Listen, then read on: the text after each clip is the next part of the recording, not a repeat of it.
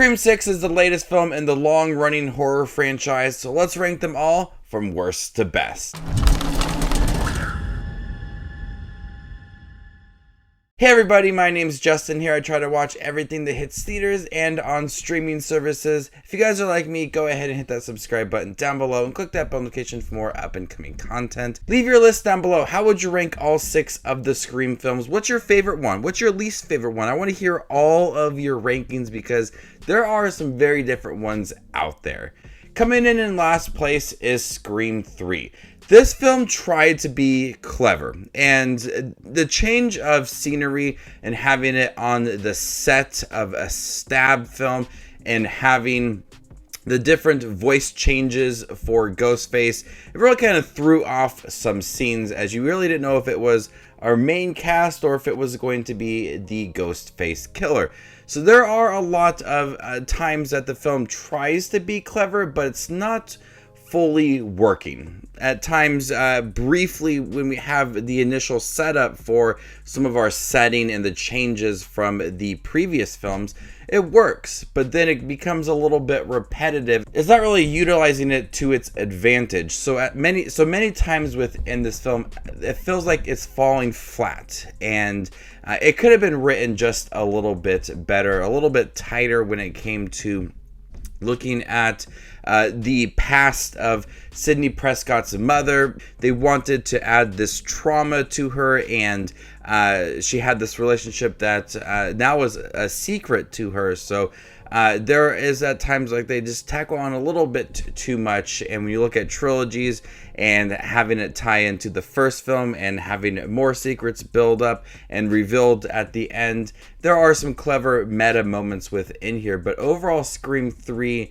is a bit of a letdown compared to the first 2 Scream films, but it's still a really entertaining film. The killer reveal, I really didn't see coming, and I liked the actors and actresses that were playing the characters in the film as they were pairing up with the real life characters. So we had the 2 Gale Weathers within here. That was really entertaining. It's a fun film, but nowhere near as good as the other Scream movies. Coming in 5th place is Scream 2. There are some really interesting things in here, switching up from high school now to college setting and having some really heartbreaking moments within this film as Randy Meeks is killed in here. Randy Meeks is one of my favorite characters in the Scream franchise, so when I first saw this movie, I was a bit shocked that they killed him off so early in the franchise. The new characters in here are not as likable as other introductions to other films.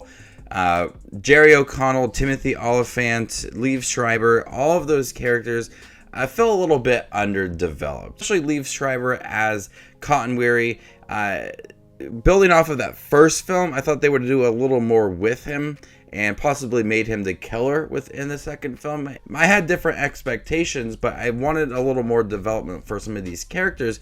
And then we had and then Timothy Olyphant as the killer in the movie, just crazy character. And Jerry O'Connell, really weird performance in here. So some of the new characters in here just don't stand out as other introductions when you look at like the 4th film with Kirby and some of the new characters in the 5th film.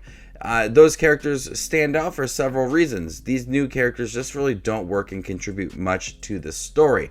But the overall tone is still really chilling. The meta discussion, the discussion about sequels is really fun. There are a lot of good moments in here. Some bloody kills in here as well. The opening isn't as strong as other openings, but Scream 2 still has that fuel and still has those sinister moments from Ghostface. The cast at times is really decent, with the main characters developing Gale Weathers and Dewey and Sidney, but then having the new characters, I really don't like them as much as other characters.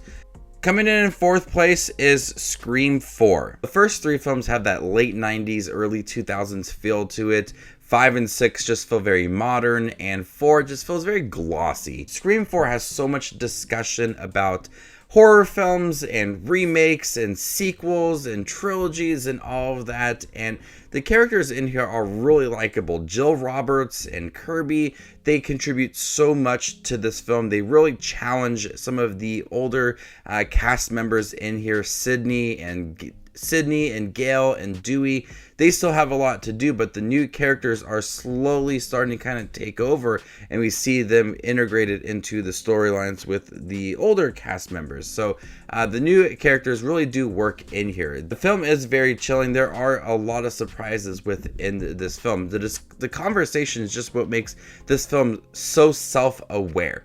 The opening is so meta and so fun to watch. The way that the characters interact with each other and discuss these films and kind of the situations that they are in, it's so self-aware and understand what it wants to be. It's paying tribute to the original film while trying to be its own thing. It definitely does work. It's not relying on the tropes and the tone of that first film. It's trying to do its own thing, and it succeeds with that. Coming in third place is Scream 5. I really love some of the new characters that were introduced in Scream 5. The twins and Sam and Tara in the movies, they have really complex relationships, especially coming from Sam, who is the daughter of Billy Loomis.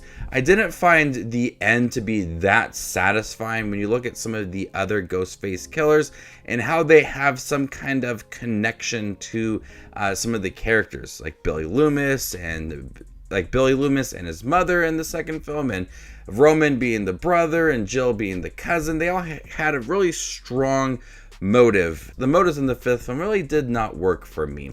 But Scream 5 really kind of switched things up, and killing off Dewey in the film, that was pretty emotional, but there are some brutal kills in here. The tone is very solid. It feels very grounded and knows what it wants to be. That meta talk is perfect within here. We have Randy Meek's nephew and niece in here. His niece feels a lot like him, and her discussion on horror films really does work within here.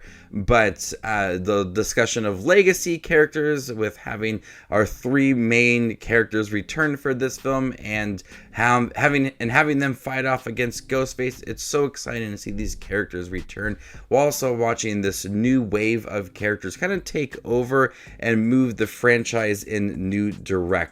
Scream 5, after the long hiatus of the Scream films, returned in a very bloody, chilling way. This is such a fun film, and when I binged the 4 films leading up to Scream 5, I realized how much I appreciate this franchise and how much I love it. It's such a good horror franchise.